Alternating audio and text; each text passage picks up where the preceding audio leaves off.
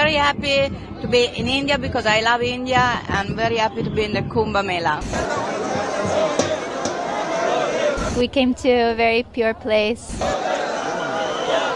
I love Bindi. It's a good sign for the Indonesian. It's a good sign for the Indonesian. ఈ video మొత్తం చూసే సమయానికి ఈ భూమి మీద, ఈ భారత భూమి మీద మరియు సనాతన ధర్మంలో పుట్టినందుకు గర్వపడతారు.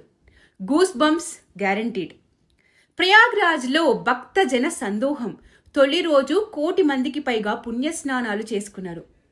అవును, ఈ కోట్ల మందిలో ఎందరు ఓసీలు, బీసీలు, ఎస్సీ, ఎస్టీలు, నువ్వు కమ్మనా, కాపువా, నాయుడువా, రావువా, రెడ్డివా, నీ కులం ఏంటి అని ఎవరైనా అడుగుతున్నారా? ఈ యూనిటీని దెబ్బతీయడానికి కాదు 3Ms missionaries, mullahs, Max Muller followers, కమ్యూనిక్రిస్టులు ప్రయత్నించేది. మన దేశంలో పుట్టి ఇక్కడే ఉంటూ సనాతన ధర్మాన్ని సమూలంగా పెకిలించేస్తా, నాశనం చేస్తా అంటాడు ఒకడు. హిందూ మతమంత దుర్మార్గమైనది లేదు అంటాడు ఇంకొకడు. కానీ విదేశాల్లో పుట్టి కూడా మన ధర్మం యొక్క గొప్పతనం తెలుసుకొని మహాకుంభ మేళాకి రావడమే కాదు, ఎంత చక్కగా కాలభైరవాష్టకం చెప్తున్నారో చూడండి. దేవరాజ సేవ్యమాన పావనం కృపాంకజం జ్ఞాన యజ్ఞ సూత్రమిందు శేఖరం కృపాకరం నారదాది యోగి బృంద వందితం దిగంబరం కాశికాపురాదినాథ కాల భైరవం భజే భానుకోటి భాస్వరం భవబ్దితారకం పరం నీలకందమెప్సిదర్థదాయకం త్రిలోచనం కాలకాలమంబుజక్షమక్షశోరమక్షరం హర హర మహాదేవ్. వీళ్ళు వచ్చింది ఇటలీ నుండి. ఈవిడ అమెరికా నుండి వచ్చారు. తాను పొందిన అనుభూతి గురించి పంచుకుంటూ ఏడ్చేశారు సంతోషంతో. ఇక్కడ ఈ సమయానికి నేను ఉండడం ఒక అద్భుతమైన అనుభవం అని చెప్తున్నారు. I'm gonna cry. It's amazing. It's amazing to be here. God's mercy. 15 లక్షల మంది విదేశీయులు వచ్చారు. మన దేశం, మన ధర్మం గొప్పతనం మన వాళ్ళు చెప్తే కాదు, విదేశాల నుండి వచ్చి ఇదిరా ఈ భూమి గొప్పతనం, ఇదిరా మీ ధర్మం యొక్క గొప్పతనం అని చెప్తే ఆ కిక్కే వేరు కదా. ఈవిడెవరో తెలుసా? Laurene Powell Jobs, Steve Jobs భార్య. ప్రపంచంలోనే ధనవంతుల్లో ఒకరు ఈవిడ కుంభ్కి వచ్చారు. కేవలం కుంభ్ మేళాలో పాల్గొనడానికి కోసం మాత్రమే కాదు, కల్పవాసం అనే ప్రాచీన ఆధ్యాత్మిక విధానాన్ని అనుసరించడానికి మహాకుంభ మేళాలో పాల్గొనబోతున్నారు. కల్పవాసం అనేది సాంప్రదాయ ఆధ్యాత్మిక పద్ధతి. ఇందులో పాల్గొనేవారు సాంప్రదాయ బట్టలు ధరించి అన్ని సౌకర్యాలను విడిచిపెట్టి గంగా, యమున మరియు సరస్వతి నదుల సంగమం వద్ద నివసిస్తారు. ఒక సాధ్విలా జీవనాన్ని గడుపుతారు. రిచెస్ట్ లేడీ వచ్చి ఇక్కడ ఇవన్నీ ఎందుకు చేస్తున్నారు? ఈ సమయంలో భక్తులు ప్రతిరోజు పుణ్యస్నానాలు, ఆధ్యాత్మిక ఉపన్యాసాలు వినడం, భజనలు చేయడం వంటి ఆధ్యాత్మిక కార్యక్రమాల్లో పాల్గొంటారు. ఈ విధానం శరీర మరియు మనస్సును శుద్ధి చేయడానికి సంకేతంగా పరిగణించబడుతుంది. ఇది సనాతన ధర్మం. ఈయన బ్రెజిల్ నుండి వచ్చాడు. నీరు చల్లగా ఉన్నాయి, ఆ దేవుడు ఉన్న నా హృదయం వెచ్చగా ఉంది అని అంటున్నాడు. మోక్షం కావాలి నాకు, మోక్షం కోసం వచ్చాను అన్నాడు. ప్రపంచానికే భారత్ ఆధ్యాత్మిక గురువు అని అన్నాడు. వారణాసికి వెళ్లి కుంభకు వచ్చాను అని, మొదటిసారి భారతదేశం వచ్చాను అని చెప్పుకొచ్చాడు. I feel amazing. The water is cold but the heart is warm. జై శ్రీరామ్. చివరిలో జై శ్రీరామ్ అన్నాడు కదా, అది వింటే మనకు ఒక రకమైన అనుభూతి కలుగుతుంది. మీకు కలిగిందా?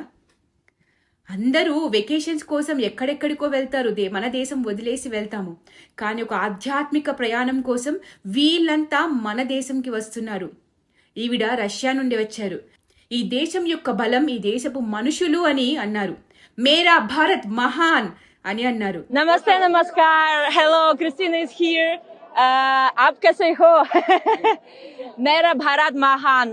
కానీ ఈ దేశంలోనే ఉంటూ భారత్ మాతాకి జై అని మేము అనము, మాకు మా మజబే ఇంపార్టెంట్, ఈ దేశం కాదు అని అనేవాళ్ళు మన దేశంలోనే ఉన్నారు. ఇలా విదేశాల నుండి వచ్చి మన దేశాన్ని, ధర్మం యొక్క గొప్పతనం తిరిగి మనకే వచ్చి ఇదిరా మీ ధర్మం అని చెప్తుంటే, మన దేశంలోనే ఉండే కొందరు ఇలా కుంభ్ మేళాకి వెళ్లే ట్రైన్ల మీద రాళ్ల దాడి చేస్తున్నారు.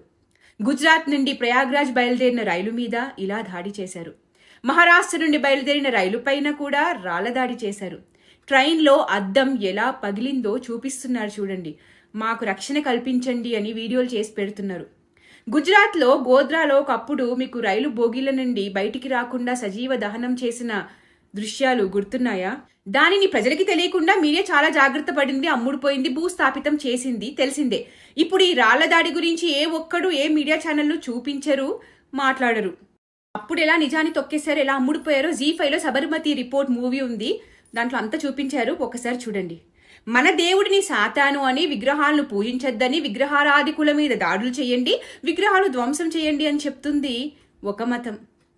అందరూ పాపులు, మతం మారండి అని చెప్తుంది అదే మతం. ఓలాని నమ్మని వారు కాఫిర్లు అని, కాఫిర్లని లేకుండా చేస్తే స్వర్గానికి పోతారు, అక్కడ మీకు 72 కన్యలు లభిస్తారు అని అంటుంది ఇంకో వర్గం. ఇలా చెప్పదు నా సనాతన ధర్మం.